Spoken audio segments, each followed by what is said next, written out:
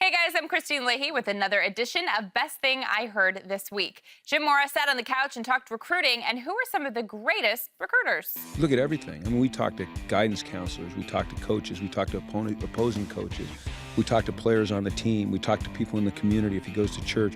Bo Schembechler, I think, said that, I'd rather play against a guy once a year than have him in my room 365 days a year if he's the wrong kind of guy.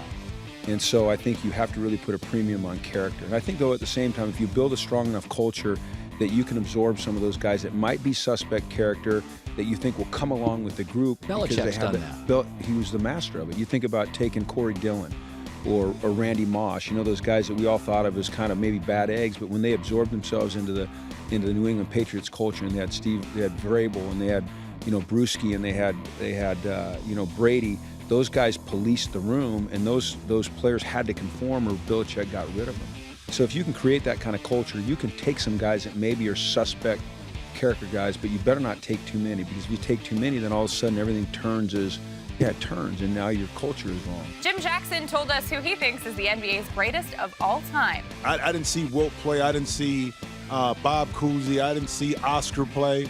And again, the rules were different. He didn't have the same number of teams when Wilt and Russell played, so the competition was different. We can only go by myself or what I saw, you know what I mean? And I saw the greatest in my era, in my time, which was Michael Jordan. Now, Magic was there, Mike and Larry Bird was there, and a bunch of other players. But to me, what I saw and experienced was Michael Jordan. Chris Harris Jr. let us know who he feels is tougher to prepare for, Cam or Brady? Brady, man. Anytime you face Brady, they always come with new wrinkles every year. Then playing the slot, going against Edelman, and those guys, they always keep you in motion.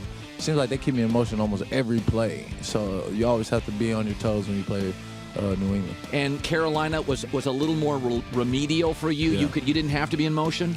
No, never was in motion. They just kind of lined up and got to their spots and played. That's Almost way easier. It's doing a favor for you. Yeah, it really did. Really, they had a more simple offense, and really made my job a lot easier. Do you know Tom knows you and knows your moves?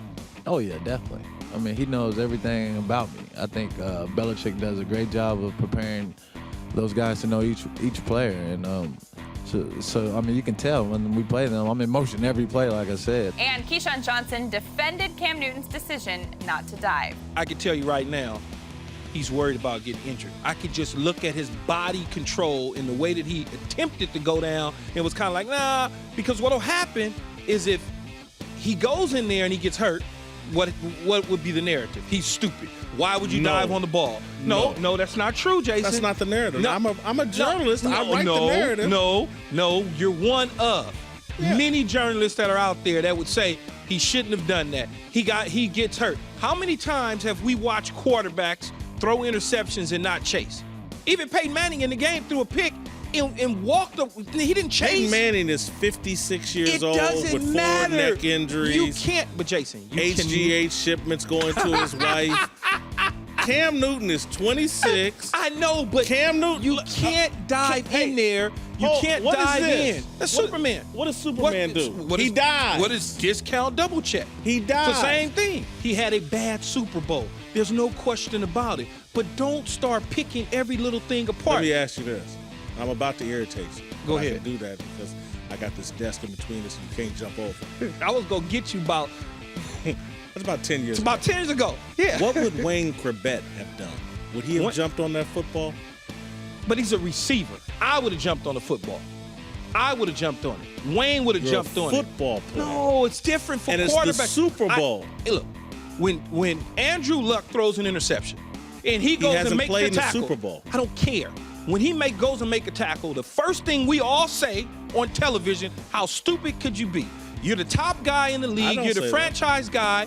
You're going to get hurt. This is what people say, but because it's Cam Newton, you have an opportunity now to criticize him at the highest level. So guess what we do? We criticize him. This is Best Thing I Heard This Week. Tune in weekdays at noon Eastern on FS1.